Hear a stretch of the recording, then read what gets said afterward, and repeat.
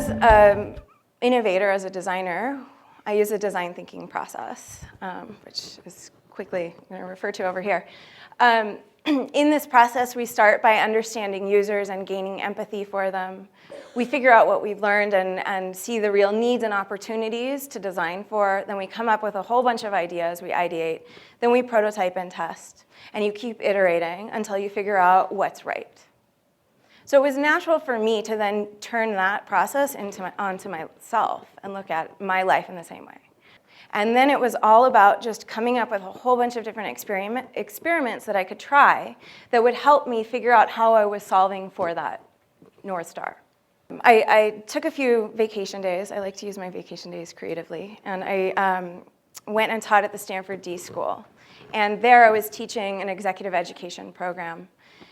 And it was there that I met my now director at Google. And she hired me for the then non-existent role of designer in residence. When I started at Google, I began in a job that didn't exist, without any kind of job description, and with complete ambiguity. I knew that she wanted some of this design thinking and innovation stuff, but neither one of us really knew what that would look like at Google. I realized that I was going to have to teach the people around me how they could engage with me. And that became an opportunity to start figuring out, again, what are the things that I want to be known for? What are the things that I want to do? Not just what do I think I should be doing to do this job right. And in that second sort of awakening moment, that consciousness about what I should and shouldn't be doing, that was when I started to begin acting like a creative nomad. I'm here today to talk to you about how becoming a creative nomad in your life will help you start to imagine that job for yourself and start to head toward it, and how becoming a creative nomad will help you be a happier, more purpose-filled person. What are your core skill set today? What do you get paid for now? And how can you go out into the world easily, relatively easily, and get support in that, or get paid in that? The second is social impact. How do you want to show up in the world? What is it that you want to do to help your community and your tribe? And intuitively, you kind of know what this calling is for you. You know why you've been put on this earth to do. And third is your pure passion, the thing you cannot imagine your life without. David Kelly always used to tell me that when you're making a tough decision, you should walk around for the day as if you've made the decision. So for example, I'm thinking about taking a job, and I walk around all day long as if I've taken the job. I talk to people as if I've done it, and see how that feels in your body. You pretty quickly know whether or not it's right or wrong. The next thing is developing experiments and prototypes. I started really small. I cashed in all my vacation days and took a summer textile course at RISD Art School. Built a project gallery in the middle of our common spaces at Google, and I didn't ask permission. And I also didn't leave my name on anything. I mean, everyone kind of knew it was me, but I didn't leave my name on anything, so the facilities didn't know who to track down and take it down. So as I've been on this journey, there are a few things I've learned that will help you be the most effective creative nomad you can be. And first, along with some visuals, I'm a visual thinker, and they're pretty. Build your foundation. So first things first, get your core work done. Being reliable, independent, and trustworthy will lay the groundwork for larger experimentation. Second, keep moving.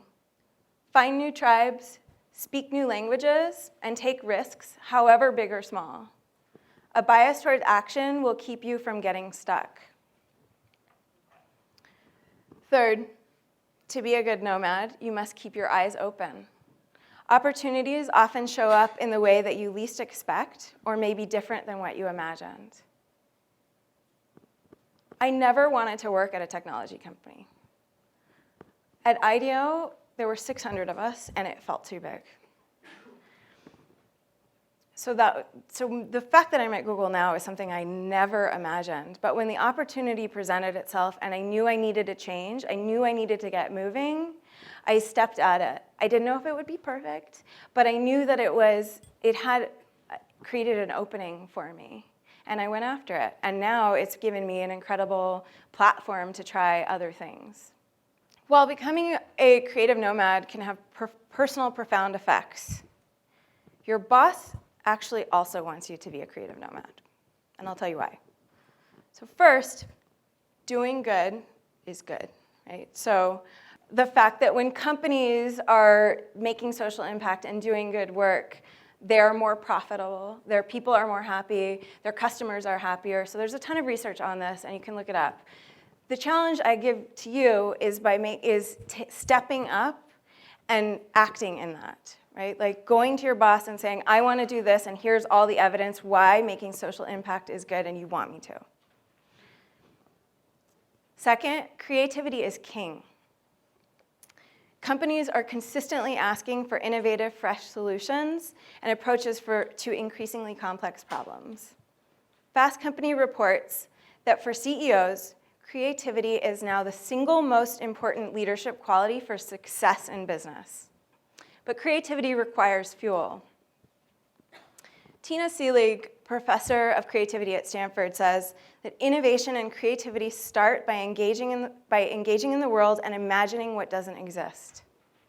So it's about getting out there, having observations, having new experiences, and connecting those back to your team.